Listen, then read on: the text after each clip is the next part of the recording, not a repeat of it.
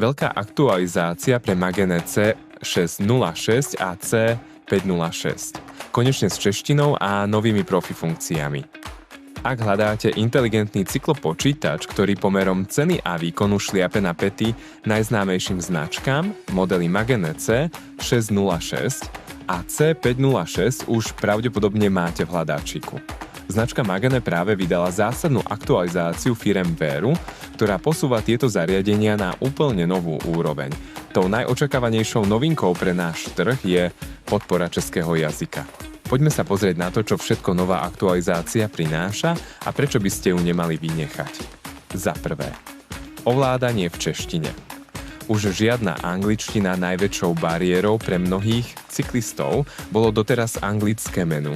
S najnovšou Viamošou verziou firmwareu pribudla do systémových nastavení čeština. Ovládanie, nastavovanie dátových polí či čítanie navigačných pokynov je tak odteraz maximálne intuitívne a prehľadné.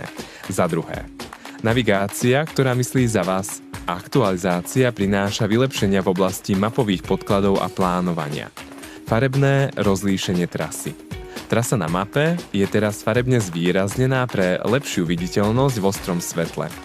Real-time údaje. Priamo v navigácii uvidíte zostávajúcu vzdialenosť do cieľa a váš progres v reálnom čase. Stratégia prepočítavania.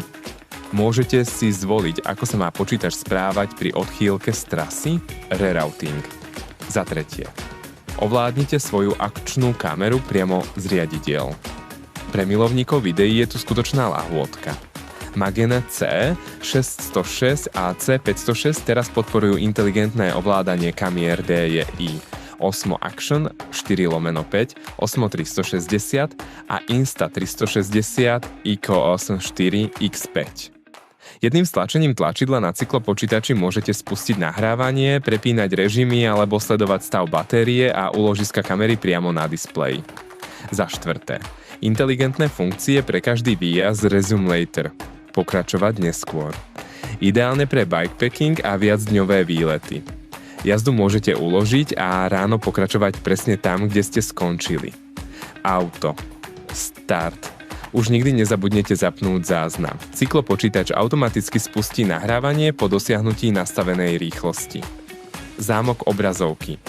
Dlhé podržanie tlačidla čo A deaktivuje dotykovú plochu, čo oceníte najmä v daždi alebo pri jazde v teréne, aby ste predišli nechceným dotykom. Climb Planning. Vylepšená funkcia pre stúpania vám ukáže profil kopca, aj keď doň vbehnete uprostred trasy. Za piate. Lepšia analýza výkonu a podpora senzorov. Pre jazdcov orientovaných na výkon pribudlo zobrazenie prevodového pomeru pre sady SRAM a podpora pre nové wattmetre série Magene P7. Upravený bol aj algoritmus výpočtu priemernej kadencie a výkonu, ktorý je teraz presnejší aj pri jazde v tuneloch. A ako tvoje Magene aktualizovať? Proces je jednoduchý. Za prvé. Otvorte aplikáciu OnLab Fit vo svojom smartfóne, uistite sa, že máte verziu 1.9 alebo novšiu. Za druhé, spárujte svoj cyklopočítač. Za tretie, kliknite na nastavenia zariadenia a vyberte aktualizácia firmwareu. Za štvrté, počkajte na dokončenie a v nastaveniach jazyka si prepnite menu na češtinu. A to je všetko. Pre viac podobných videí daj odber alebo like, aby ti neušli ďalšie novinky zo sveta cyklistiky. Držte stopu a vaty vysoko